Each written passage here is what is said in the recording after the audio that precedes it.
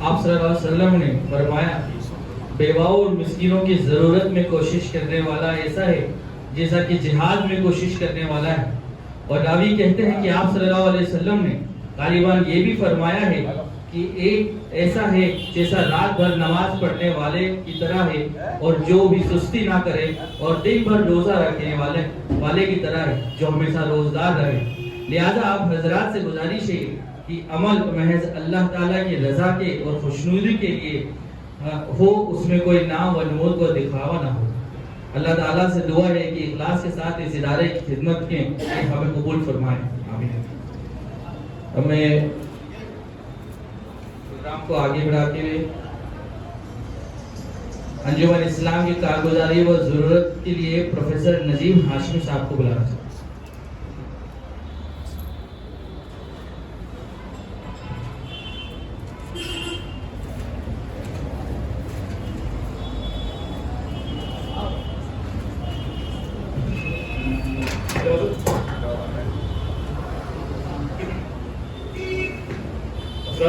السلام علیکم ورحمۃ اللہ وبرکاتہ. انجمن کی بیت المال کی ضروریات اور اس کی کارگزاری کے لیے مجھے یہاں بلایا گیا. حضرات دیکھیے, ایک سماج یا ایک سوسائٹی جو ہوتی ہے, جب وہ سوسائٹی ایک محدود ایریا کے اندر پھیلی ہوئی ہوتی ہے, ایک لمیٹڈ ایریا کے اندر, جیسے آپ بات کریں آج کل کے کوئی گاؤں ہوتے ہیں یا کوئی ایک چھوٹا موٹا ایریا ہوتا ہے, تو وہاں پر ایک خاصیت ہوتی ہے کہ لوگ ایک دوسرے کو بہت اچھی طرح جانتے ہیں, مین ٹو مین کانٹیکٹ ہوتا ہے, پرسنلی ہر انسان ایک دوسرے کو جانتا ہے اور ہر انسان دوسرے کے دکھ میں, دوسرے کی خوشی میں شریک ہوتا ہے. جیسے ہمارے یہاں کے آج بھی بہت سارے چھوٹے موٹے گاؤں ہیں, اس طرح کی. صاحب مال کو یہ پتا ہوتا ہے کہ کون مستحق ہے اور مستحقین کو یہ پتا ہوتا ہے کہ وہ کون صاحب مال ہے. تو صاحب مال جب مستحق کے بارے میں جانتا ہے تو مستحق تک خود جا کر کے پرسنلی اپنی مدد پیش کرتا ہے. اور آپ لوگوں نے بہت ساری احادیث سنی ہوگی اور بہت سارے قصے سنے ہوں گے کہ اللہ کے رسول صلی اللہ علیہ وسلم کے وقت میں حضرت ابوبکر صدیق مستحقین کے گھر تک جاتے تھے اور مستحقین کے گھر تک جا کر ان کے گھر کا ایون کام بھی کرتے تھے اور تک مدد بھی پہنچاتے تھے. یہ باتیں آپ نے سنی ہوگی. پھر حضرت عمر فاروق کے بارے میں اور بہت ساری باتیں. تو یہ اس سوسائٹی کے بارے میں ہم امیجن کر سکتے ہیں جہاں پر جو سوسائٹی بہت محدود ایریا کے اندر, بہت چھوٹے ایریا کے اندر پھیلی ہوئی ہوتی ہے. لیکن جب سوسائٹی اور سماج بڑھتا ہے تو مین ٹو مین کانٹیکٹ اس میں سے ختم ہو جاتا ہے اور ہمیں یہ نہیں معلوم ہوتا کہ بھئی مستحق کون ہے اور کون صاحب مال ہے. تو وہاں پر پھر ہمیں ایک ایسے سینٹرلائزڈ سسٹم کی ضرورت ہوتی ہے جو ان دونوں کے بیچ کی دوری کو کم کر سکے. دیکھیے, اللہ کے رسول صلی اللہ علیہ وسلم کے وقت میں جو اسلام تھا وہ مدینہ اور اس کے آس پاس کے ایریاز میں پھیلا ہوا تھا اور وہاں پر آپ صلی اللہ علیہ وسلم جو بھی مال غنیمت ہوتا تھا یا زکات کا معاملہ ہوتا تھا تو آپ صلی اللہ علیہ وسلم خود اپنے ہاتھ سے تقسیم کرتے تھے. لیکن پھر اس کے آپ صلی اللہ علیہ وسلم کے دنیا سے پردہ فرمانے کے بعد میں پھر خلفائے راشدین کا دور آیا. حضرت ابوبکر صدیق رضی اللہ تعالیٰ عنہ 2 سال خلیفہ رہے اور اس کے بعد پھر ہمیں ایک ایسا ویژنری لیڈر ملا. خلیفہ دوم کے فارم میں ایسا ویژنری لیڈر ملا کہ میں خیر دین کے معاملے میں زیادہ وہ نہیں جانتا, لیکن اتنا تو بول سکتا ہوں جتنا سننے کے بعد میں کہ ایسا ویژنری نہ تو دنیا میں کوئی آیا اور تا روز قیامت تک اپنا کوئی آنے والا ہے.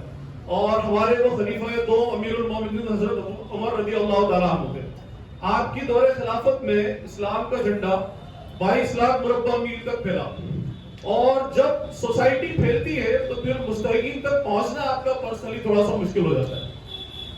حضرت عمر ایک ایسے شخص تھے, دنیا بھلے ان سے کچھ بھی رکھے, آپ نے سنا ہوگا کہ بہت سارے مشرکین اور جو اسلام کے دشمن اگر سب سے زیادہ عداوت اگر ان کو کسی سے تو حضرت عمر سے ہی ہے, لیکن ان کے سسٹم آج بھی فالو ہوتے ہیں. آپ دیکھیں گے اولڈ ایج پینشن ہے جو بزرگوں کو پینشن ملتی ہے اور اس کے علاوہ جو انپلائمنٹ پینشن ہے, یہ سب کام کی شروعات حضرت عمر نے کی.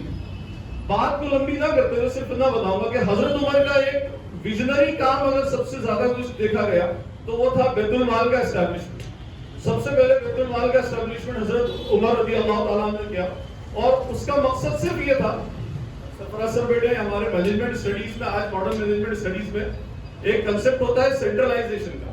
सेंट्रलाइजेशन का मतलब होता है किसी चीज को एक जगह पर जमा करना और वहां से उसका काम करना, हर चीज में होता है। तकसीम के निजाम में भी सेंट्रलाइजेशन होता है। तकसीम के निजाम में मींस मुझे नहीं पता कि मुस्तहिक कौन है, मैं उसके घर तक नहीं जा सकता, तो मेरे पास एक ऐसा सेंट्रलाइज इदारा होना चाहिए जहां पर जाकर के मैं अपना पैसा जमा कर सकूं, अपनी मेहनत की कमाई, अपनी ज़कात, फितरा, अतियात, सदक़ात जो भी हो वो जहां जमा कर सकूं और जाकर के मुतमईन हो जाऊं कि भाई उसके बाद के लोग फिर क्या होगा, वो वहां से तस्दीक करके उस सही आदमी तक वो लोग पहुंचा। तो हजरत उमर ने एक बैतुल माल का एस्टेब्लिशमेंट किया जिसमें माल गनीमत और सदका, ज़कात, फितरात की अमाउंट क्या होगा हर मुस्तहिक तक पहुंचाना शुरू किया। 1400 साल के बाद साल 1955 में हमारे मोहल्ले के कुछ बुजुर्गान, जिनका अभी अब्दुल्ला हाफिज साहब ने नाम लिया, अब्दुल वहाब साहब और अलग अलग मोहम्मद खुली साहब, इन सबके नाम लिए, इन लोगों ने हजरत उमर की इसी सुन्नत को अडॉप्ट किया और रानीपुरा में एक बैतुल माल का एस्टेब्लिशमेंट का, बैतुल माल को एस्टेब्लिश करने का सोचा, सिर्फ इसलिए कि भाई यहाँ पर लोग ज्यादातर ताजिर हैं, बिजनेसमैन हैं और बिजनेसमैन आदमी के पास इतने वक्त नहीं होता कि वो जाकर के मुस्तहिक को पता करे, तो मुस्तहिकीन तक अपनी अमाउंट पहुंचा सके। तो उसके लिए फिर इस बात की जरूरत महसूस की गई कि हम भी एक सेंट्रलाइज इदारा बनाएं जिससे दो लोगों के बीच में एक ब्रिज, एक पुल बन जाए। क्या साहिब माल वहां पर आकर अपना माल गनीमत जो भी अपना माल होगा वो देगा, ज़कात, फितरा, सदक़ात, और वहां के जो नुमाइंदगान होंगे और जो भी उसके मेंबरान होंगे वो तस्दीक करने के बाद में मुस्तहिक तक अपना माल जिसको भी होगा उसको पहुंचाया जाएगा। इसमें आप सल्लल्लाहु अलैहि वसल्लम की हदीस का भी वो हो जाता है इसमें कि आप माल इस तरह दिया जाए, उसका मफहूम है पूरी जो नहीं कर रहा मैं कि माल इस तरह दिया जाए कि सीधा हाथ से दे दो, उल्टा आदमी को मालूम ना पड़े। तो जब साहिब माल पैसा देगा तो वो पैसा अंजुमन के पास आएगा, बैतुल माल के पास आएगा, और वो बैतुल माल फिर क्या करेगा, उनके बिहाफ पर मुस्तहिकीन को ढूंढकर पूरी तस्दीक करने के बाद में उनका माल जहां पर है वहां पर पहुंचाएगा। इस आइडिया के साथ में हमारे बुजुर्गान ने अंजुमन इस्लाम बैतुल माल का 1955 में एस्टेब्लिशमेंट किया। और उसके बाद देखिए मैंने जैसा आपको बोला कि भाई आप जिसकी भी नकल करते हो उसके कुछ असरात और उसकी कुछ विजडम आपके पास आती है। हमने ये सुन्नत अडॉप्ट की हजरत उमर से, तो कहीं ना कहीं हमारे बुजुर्गाने दीन में भी वो विजन और वो विजडम वो आया उनके पास। आप जब हम आज से मुझे ज्यादा वक्त जुड़ा इस अंजुमन से जुड़े हुए नहीं हुआ है, 4-5 साल हुए हैं। अभी कुछ वक्त पहले हमने अंजुमन का आइन देखा और वो आइन था उसी वक्त 1955 जब एस्टैब्लिश हुआ था। आइन मतलब कॉन्स्टिट्यूशन, जिसको हम संविधान बोलते हैं। उस आइन को जब आप पढ़ेंगे तो आपको मालूम पड़ेगा कि 1955 में आज से 60-65 साल पहले जो लोग थे, मैं ये भी बोल सकता हूँ कि वो इतना हाईली क्वालिफाइड लोग भी नहीं थे, लेकिन उस आइन को जो ड्राफ्ट किया उन्होंने, एक चीज लोगों के मेंबरान के हुकूक, उनकी लायबिलिटीज, उनकी रिस्पांसिबिलिटी, उनके अहकाम, हर चीज को उन्होंने एक एक चीज को पूरी के पूरा ड्राफ्ट किया। आप अगर कोई पढ़ने वाला हो तो उसको ऐसा लगेगा कि भाई आप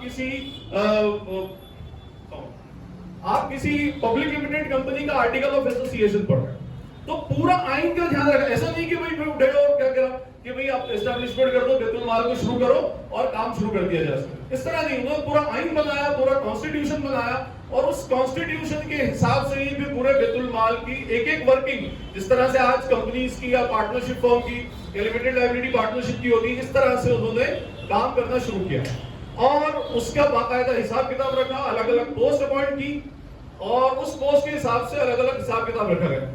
जो जिस मद का, जिस हेड का खर्चा होता है वो उसी हेड पर अल्टीमेटली किया जाता है। दूसरी बात वक्त ज्यादा ना लेते हुए मैं खत्म करूंगा उसमें कि भाई देखिए इसके बाद अलग अलग जरूरियात के हिसाब से अंजुमन इस्लाम बैतुल माल वालों ने स्कूल का एस्टैब्लिशमेंट किया। 8th क्लास तक का स्कूल है, बिल्डिंग की कमी की वजह से उसको आगे नहीं बढ़ा पा रहे। जिस बिल्डिंग में आप लोग बैठे हुए ये भी बड़ी मेहनत से तैयार की। यहाँ पर पहले एक हॉस्पिटल चलता था, फिर अभी इंशाल्लाह फिर हॉस्पिटल स्टार्ट करने का उसके अंदर है। और हम इस जरूरियात के तहत आप सबसे भी, आप कुछ लोग मेंबर आने और कुछ लोग नुमाइंदगान और कुछ लोग ऐसे हैं जो बेलोस खिदमत करते हैं, मींस उनको कोई यहाँ से कोई रिटर्न नहीं चाहिए। लॉकडाउन में हमने देखा भी, इफ्तिखार भाई आपको बताइए। आखिरी में सिर्फ अपनी बात को खत्म करते हुए ये बात बोलूंगा, एक सबसे अच्छी बात अंजुमन की जो लगती है यहाँ पर, क्योंकि मैं तो नया मेंबर हूँ, ज्यादा नहीं जानता, कि इख्तिलाफ एक लफ्ज है और अक्सर लोगों में इख्तिलाफ होना ये एक नेचुरल सी बात है। सहाबा में इख्तिलाफ रहा तो हम लोगों में भी इख्तिलाफ होना जरूरी है। اس کی سب سے خاص بات یہ ہے کہ بھئی اگر کوئی میٹنگ ہوتی ہے تو میٹنگ سے پہلے کا اختلاف میٹنگ شروع ہونے پر ختم ہو جاتا ہے، اور اگر میٹنگ کے دوران میں اختلاف ہوتا ہے تو میٹنگ ختم ہونے کے ساتھ میں اختلاف ختم ہو جاتا ہے. اس کے بعد پھر سب اپنے اپنے راستے اور سب اپنے حساب سے کام کرنا اسٹارٹ. تو آپ لوگوں سے دعا ہے، میں نے تھوڑی بہت بات رکھی، اس کے بعد بہت سارے لوگ بولنے والے ہیں اور وقت کی بھی کمی ہے، کہ آپ لوگوں سے دعا ہے کہ اس انسٹیٹیوٹ کے اس آرگنائزیشن کی کامیابی کے لیے اور دعا کریں. اور بس اسی کے ساتھ بات ختم کر رہا ہوں. السلام علیکم. ملک ہندوستان اور شہر اندور کی عظیم شخصیت حضرت مولانا مفتی جنید صاحب ہمارے بیچ میں موجود ہیں، اور